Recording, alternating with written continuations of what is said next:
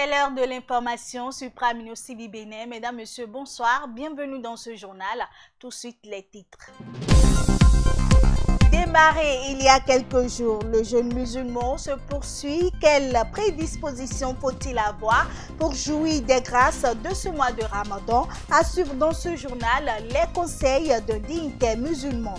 Les perles portées à la hanche par les femmes, autrefois un véritable levier de séduction, sont galvaudées aujourd'hui et portées à titre d'ornement. Quel rôle doit jouer réellement le port des perles sur le corps de la femme? À suivre dans ce journal, le magazine réalisé par une équipe de la rédaction. Et puis en Afrique du Sud, les comptes de l'ancien président Jacob Zuma sont gelés par la première banque sud-africaine pour non-remboursement d'un prêt d'environ 480 000 €. Mesdames et messieurs, c'est l'essentiel à développer en titre. Bonsoir et bienvenue à tous.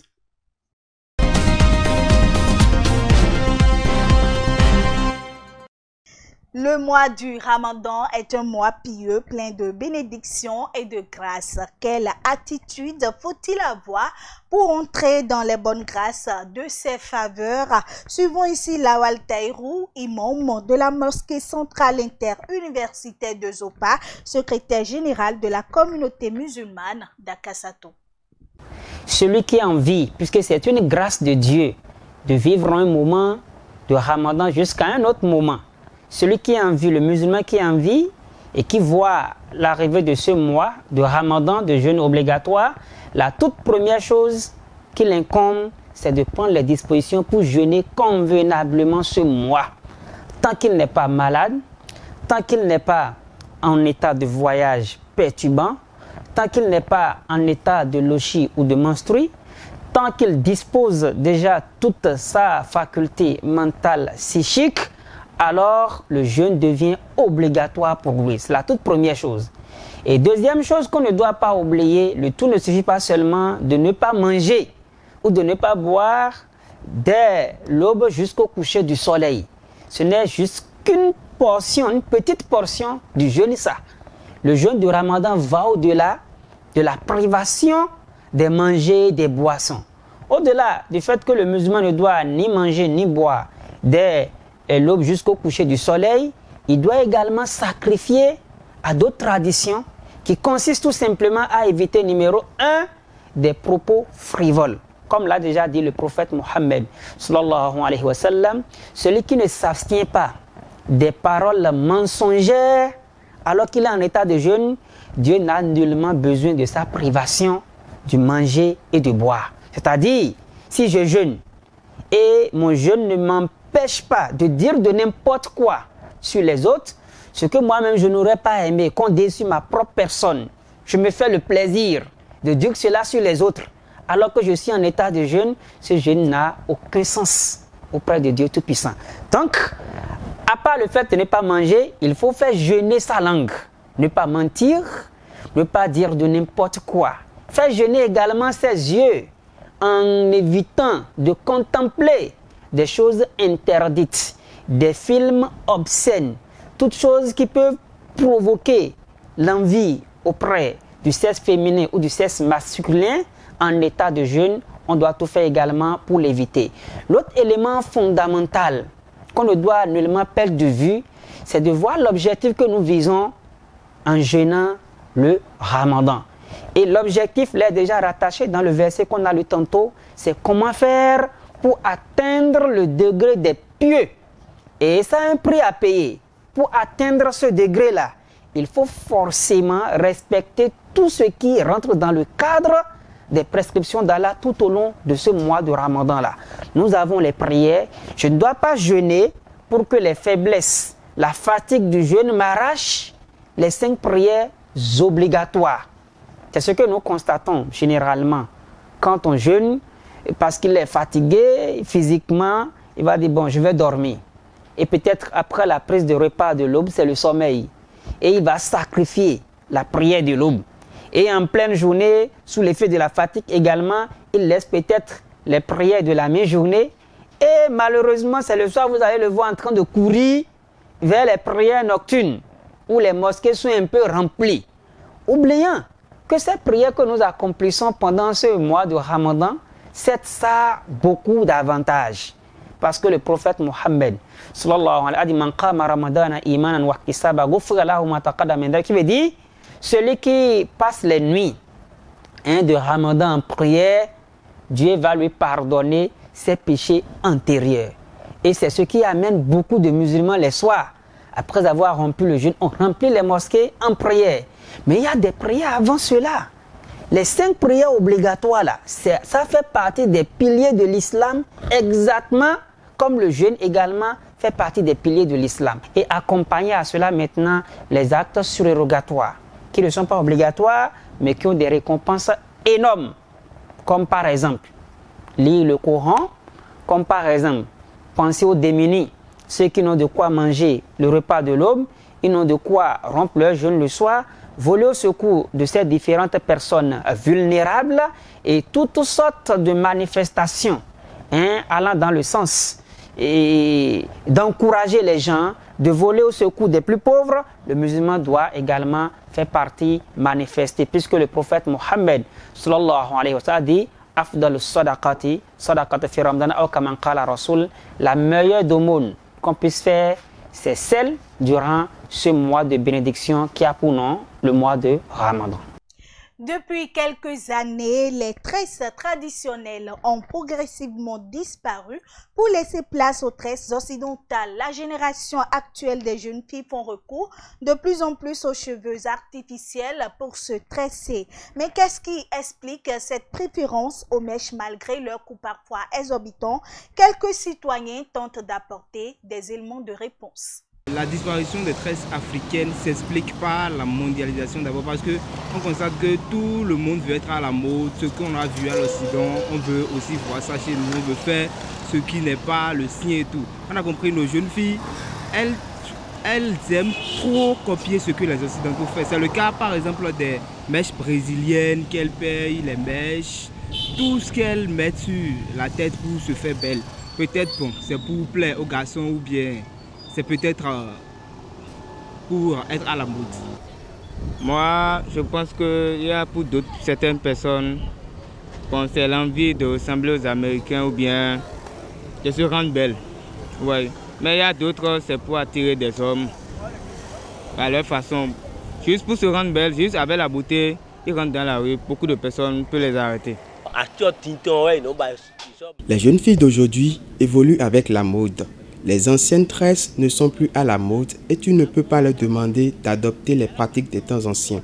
Elles vont te refuser. C'est ce qui fait la mode qu'elles veulent.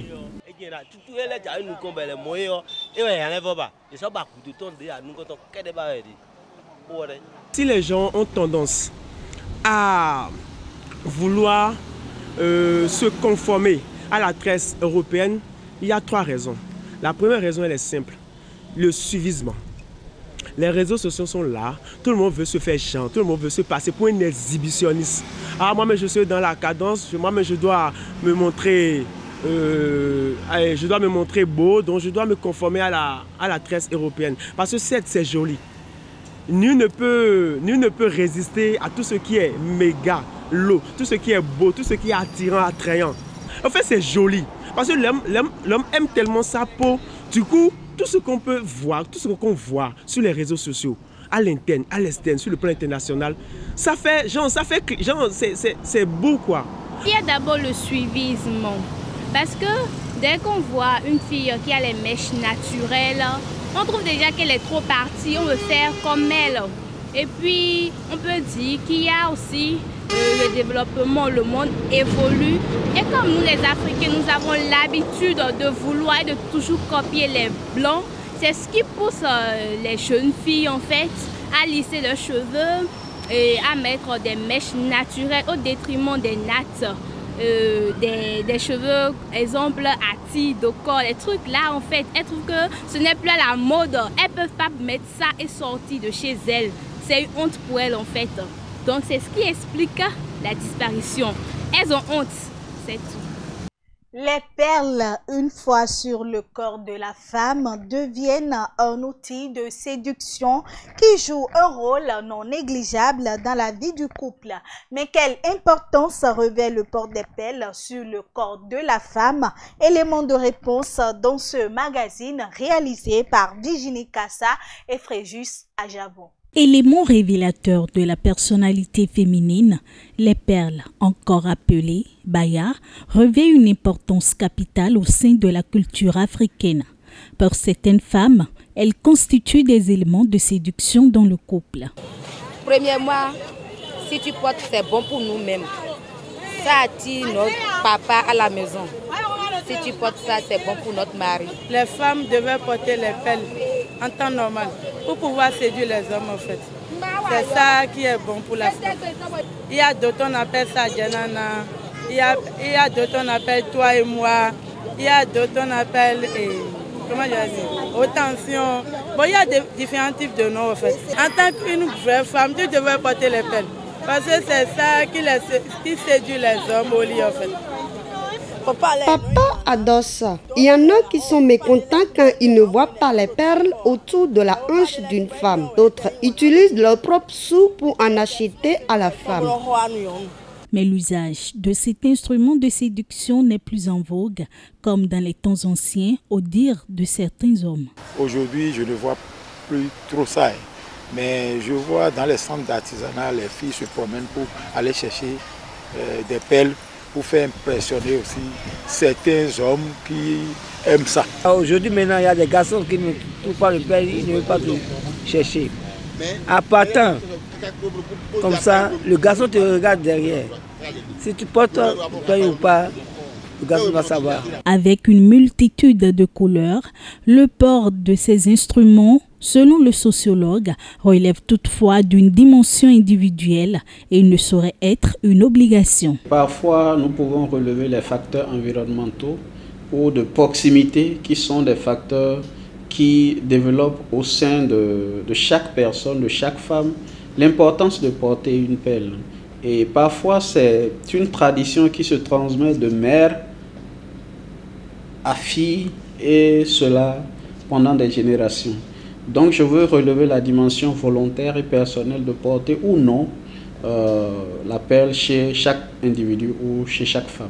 Ça revêt une dimension culturelle, historique, sociale, esthétique, de motivation guidée par parfois le plaisir, mais aussi la dimension personnelle ou volontaire. Ce n'est pas une obligation pour une femme de porter des perles dans le foyer, mais cependant si son homme, si son conjoint, si son époux estime que voilà, ça fait partie de la dimension esthétique, de la dimension de séduction, de la dimension, je dirais, de beauté, et qu'il estime que voilà, pour sa convenance, ou du moins pour sa séduction, il trouve que sa femme peut porter, bon, ça y va de soi, et que voilà, en ce moment, sa femme peut convenir avec lui de porter les perles. Des perles de catégories spécifiques sont portées à la hanche, précise le sociologue.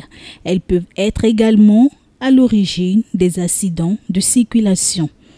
Mais les perles BCAO, et bon, comme pour dire que la richesse, vous savez, nous avons la BCAO, et nous avons aussi la perle pipant, également aussi la perle haute tension. Donc ces différentes sortes de perles sont essentiellement des perles d'ornement que les dames ou les jeunes filles portent souvent à la hanche. Une fille qui a assez de perles à la hanche et que son habillement montre ces perles-là, ce n'est pas parfois esthétique. Et parfois ça désoriente certains hommes ou ça crée des accidents.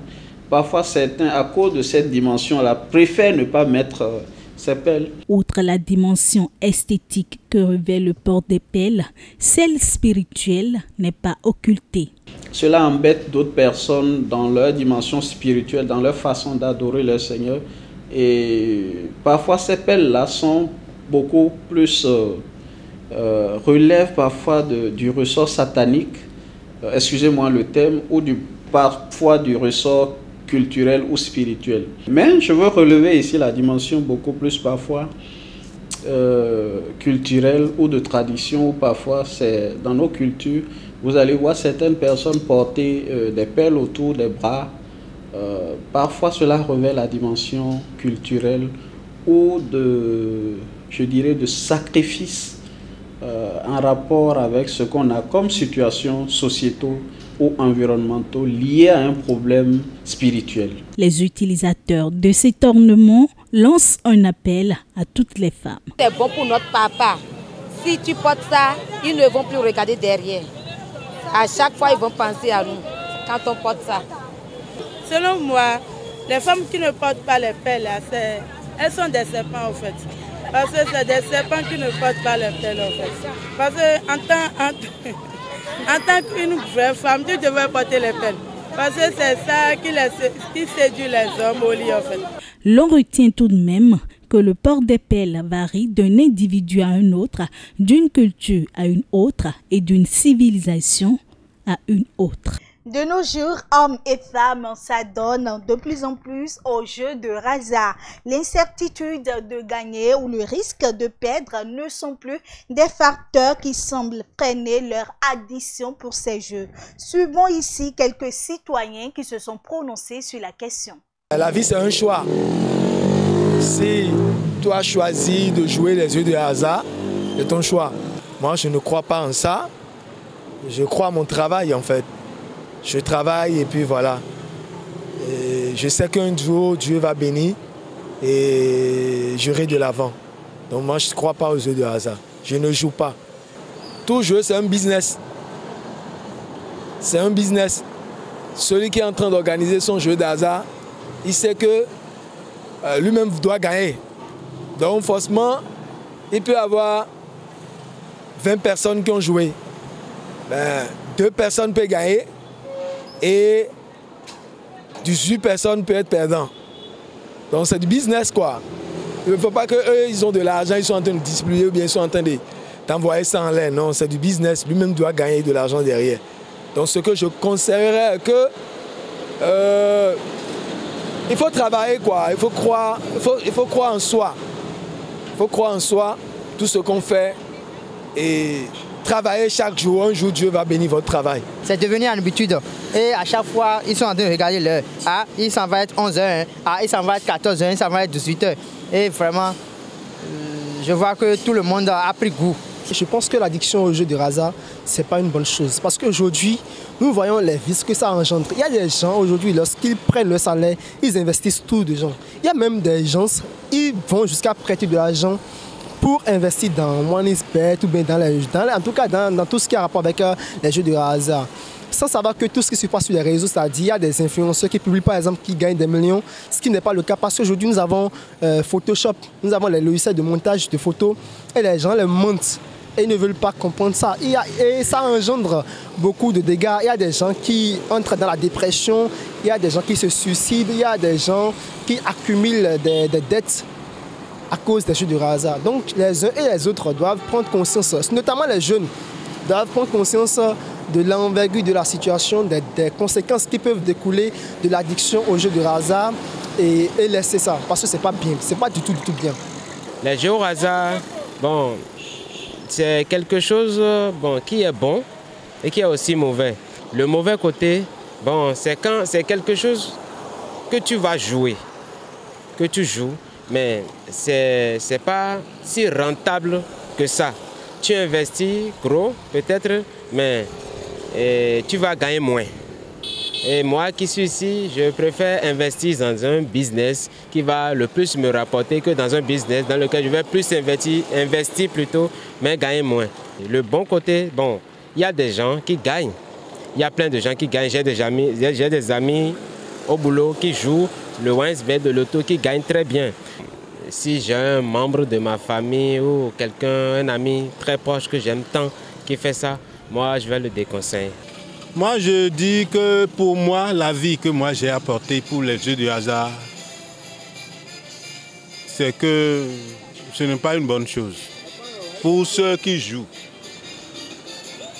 Parce que voir la vie dure actuelle où vous devez beaucoup travailler avant d'avoir le peu de sous que vous avez. vous prenez ces sous encore pour mettre dans un jeu de hasard qui finalement ne vous rapporte plus rien. C'est un jeu qui appauvrit davantage la société et la couche la plus vulnérable d'ailleurs. Parce que c'est cette couche qui, en espérant gagner, qui perd davantage.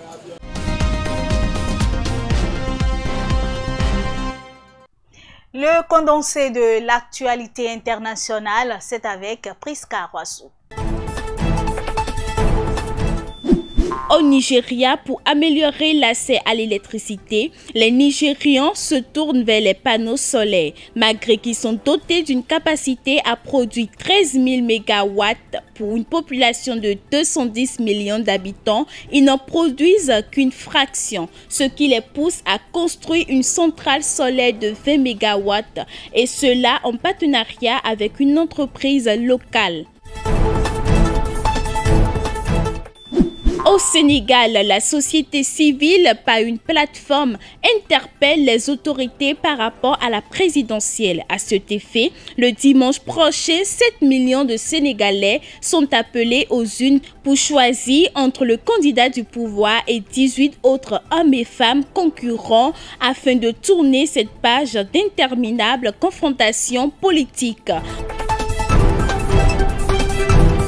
Au Soudan, le pays est au bord de l'abîme humanitaire, mais peu à peu, l'armée prend le dessus. Cependant, en train de réaliser des avancées sur plusieurs fronts, cette situation est due à l'analyse micro d'Ouda Ibrahim, qui cause depuis le début de la semaine des frappes aériennes sur la ville d'Al-Fashé, visée à plusieurs reprises.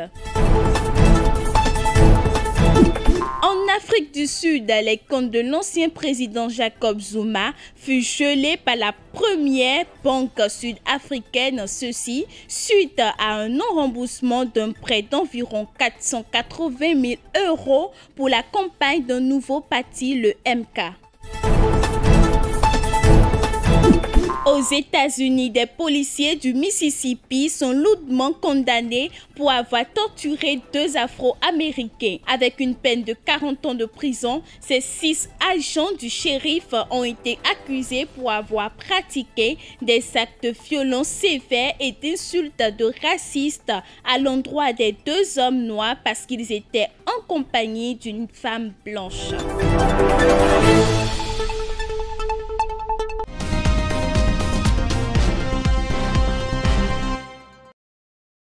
Une brève en sport pour boucler cette édition en préparatif pour leurs 2 matchs amicaux contre le champion en titre et l'ex-champion d'Afrique. Les Guépards du Bénin se préparent activement de l'autre côté de l'Atlantique à Amiens en France. Conscient de la tâche à accomplir les 23 et 26 mars prochains au stade de la Licorne face à la Côte d'Ivoire et au Sénégal, l'équipe nationale béninoise se montre consciente et déterminée comme jamais. Stop et fin de cette session d'information. Merci de nous avoir suivis et à très bientôt.